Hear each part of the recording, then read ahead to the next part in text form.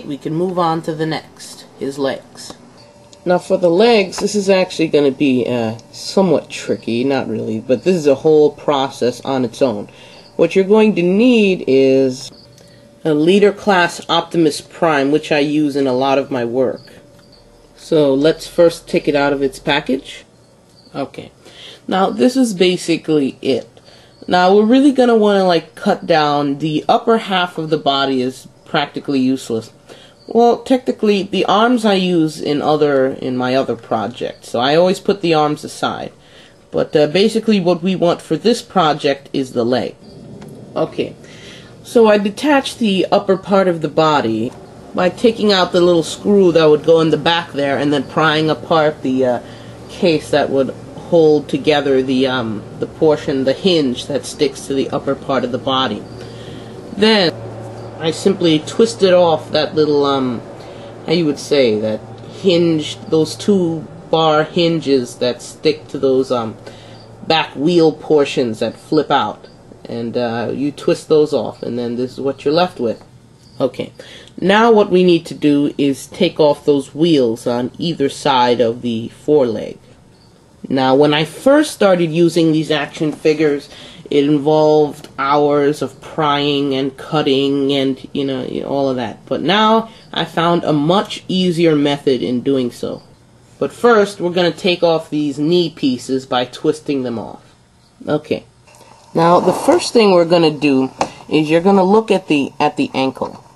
As you can see there's a screw that keeps that gray piece there and stabilizes the joint and the ball joint for the foot. So we're going to take that out. Okay. Now once you do that, you're going to want to remove that gray piece there. And if you wish to at this point, remove the foot. Okay, now that the foot is gone, this will make the rest of this procedure a little easier at this stage. Now, as I said before, instead of doing all the cutting and hacking and pulling and hurting your hands and fingers, this is what you do.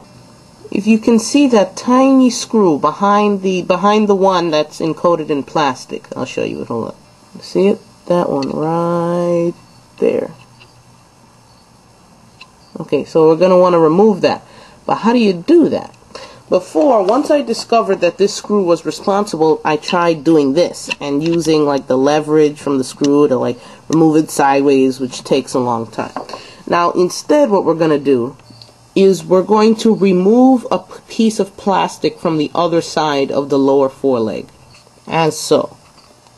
Now that makes it much easier, and we can just go in there. With the screwdriver going straight instead of having to come in from an angle, making things more difficult, and remove things that much easier. Okay, now that that's done, you can see I can remove it with my bare hands. That one screw was responsible for all that. That one screw holds this piece of plastic so tightly that without it, I can pry it apart with my bare hands. So now that that's done, we move on to the next step. We'll come back to this area of the legs later. Now the first thing you're going to want to do here is to cut the legs in half, starting at the lower point, because you don't want to damage the spring-loaded mechanism that allows the legs to be ratcheted. You don't want to damage the ratcheted joint. So this is what you do.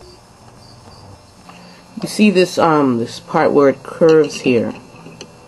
This curve here, right below the point of that curve, that's where you're gonna cut. You see right there at the very tip of that point, right after that, you're gonna start cutting. Because anywhere after that point, maybe just a little, give or take like a millimeter or so, but if you cut too close to the end of that whatever you'd call that marking there, or that indentation, or however, just call it a landmark. If you cut anywhere after that, give or take, you may run the risk of damaging the ratcheted joint, because the spring is somewhere around there. So you want to cut right after it. So you want to cut that in half. Okay. Now once the lower leg is separated from the other leg, cut at precisely the middle of the thigh, right below the marking or crevice or however you like to call it on the thigh, that blade looking thing. Then that's done. Then what you want to do next is work on the lower leg. Now here we have the lower leg. Now what you want to do is you want to cut off those little whatever those are at the back of the leg, these things. You want to cut those off, and then after that, okay, now that that's done, you want to cut off a stump off of the lower leg. Okay, you see this black square? You want to cut off all the leg that's above, that's right below that black square, or right above that screw there near the knee, so to speak. Okay, that's what you want to do next. I'll give you the example.